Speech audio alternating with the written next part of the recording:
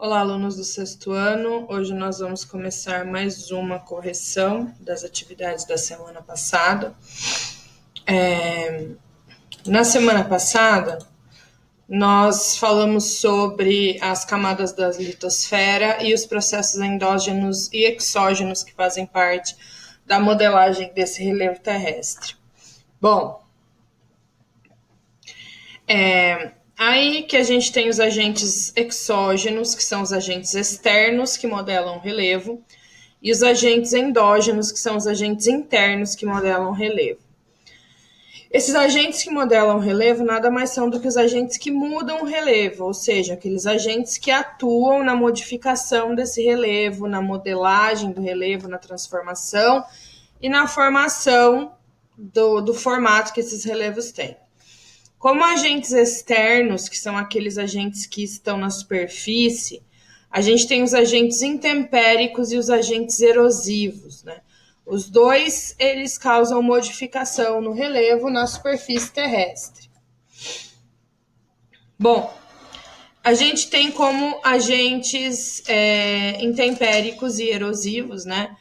A água é um dos principais agentes, porque ela causa intemperismo e erosão, ou seja, ela vai desgastando o relevo. Os ventos, o clima, então são elementos que consistem, né, em processos que vão desgastar esse relevo. Aí aqui a gente tem uma imagem de um relevo desgastado pelo vento. Aqui predomina, né, o agente de transformação de vento ao longo dos milhares de anos. E aí a gente tem os agentes endógenos, que são aqueles agentes internos que ocorrem em subsuperfície e que modificam o relevo também. Nesses agentes endógenos, a gente vai ter o tectonismo, que são os movimentos das placas tectônicas, que podem fazer surgir cadeias de montanhas, surgirem cordilheiras, e o vulcanismo, que é uma consequência mais direta, né, da formação de relevo, que quando a gente tem uma erupção vulcânica, ela vai expelir lava e essa lava vai fazer com que surjam novos relevos. E os terremotos que, dependendo da sua força de tensão, também pode modificar o relevo. Bom, eu passei atividades para vocês, eu passei 3 atividades objetivas para vocês encontrarem a alternativa certa, e passei para vocês também 2 atividades dissertativas. Então, aqui tem uma que tem uma tirinha da Mafalda, que ela diz, pronto, apaguei os limites das placas tectônicas, agora já podemos viver descansados. Aí ela voltou e falou que tinha esquecido das correntes de convecção. Os limites das placas tectônicas, como vocês viram, né, na aula do centro de mídia, são justamente os lugares, os limites de encontro de placa tectônica, são os lugares onde ocorrem terremotos, ocorrem vulcanismo, é ali o maior processo de atividade tectônica. Então, são nesses lugares onde tem terremotos, vulcões, que a gente acaba tendo alguns desastres ambientais, tá? E aí, por que a Mafalda diz, então, que agora já podem viver nós já podemos viver sossegados? Alternativa A diz que porque as placas tectônicas representam uma ameaça à existência do planeta. A B diz que é porque a reacomodação geológica dos limites das placas tectônicas provoca sérios abalos sísmicos. A C diz que é porque sem os limites apagados por Mafalda, as placas movimentar-se-iam em um só sentido na mesma direção. A D diz que porque as placas tectônicas são apenas uma representação cartográfica, né? Daí dá tipo para apagar. E a E porque não seriam mais necessários investimentos e estudos sobre o interior do planeta. Então, estudar o interior do planeta sempre seria necessário, independente de ter os limites ou não.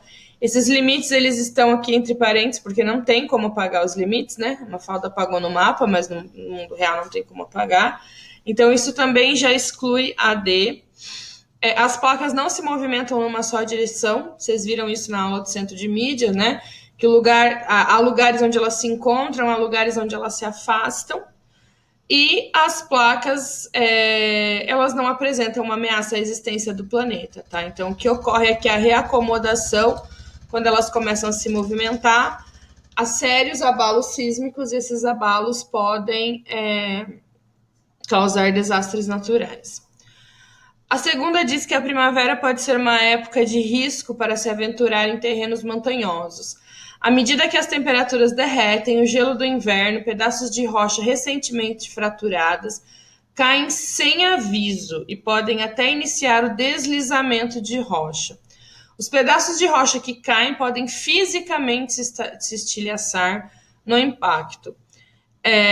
O processo que a gente está descrevendo aqui em cima, né, que é o processo da ação da água nas rochas, ela está perguntando se é erosão laminar, se é intemperismo químico, se é intemperismo físico, se é uma erosão geológica ou se é uma intrusão geológica, né? E aí, se a gente voltar lá no texto, a gente vai ver que quando a gente fala de água, né, as águas promovem o intemperismo, tá? E o intemperismo físico. Intemperismo químico, que é a transformação da rocha, é outra área do conhecimento que vai estudar, tá? Não a geografia. Então, intemperismo físico, a geografia estuda um pouco também, gente, mas não aprofundadamente no sexto ano. A terceira atividade aqui, gente, diz que os produtos do intemperismo, né, rocha alterada e solo, estão sujeitos a outros processos do ciclo supérgeno, erosão, transporte e sedimentação, os quais acabam levando à denudação continental com o consequente aplainamento do relevo. Tem várias palavras aqui que vocês tiveram que procurar no dicionário, né, para entender.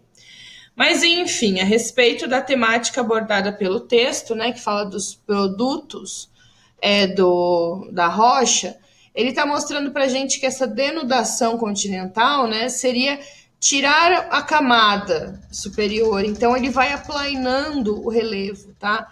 É como se eu tivesse lá um bolo e eu, ao invés de cortar os pedaços do bolo, eu fosse tirando camadas de cima para baixo, então eu vou diminuindo o meu bolo, aplainando, tá?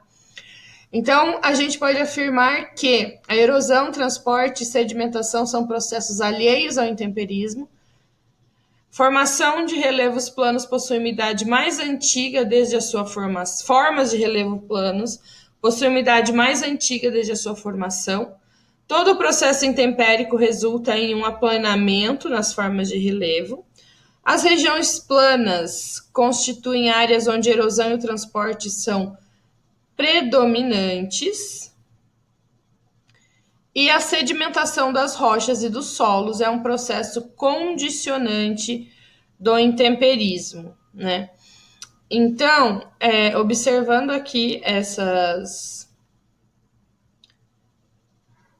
alternativas. Bom, gente, eu tive um problema técnico aqui, mas já consegui voltar aqui para o vídeo. Então, voltando aqui na atividade, né, a gente entende que essas formas de relevo plano, elas são mais antigas do que a idade de sua formação, porque havia uma outra forma antes, né? Então, a resposta correta é a B, tá? Aí a 4 pergunta o que são agentes endógenos.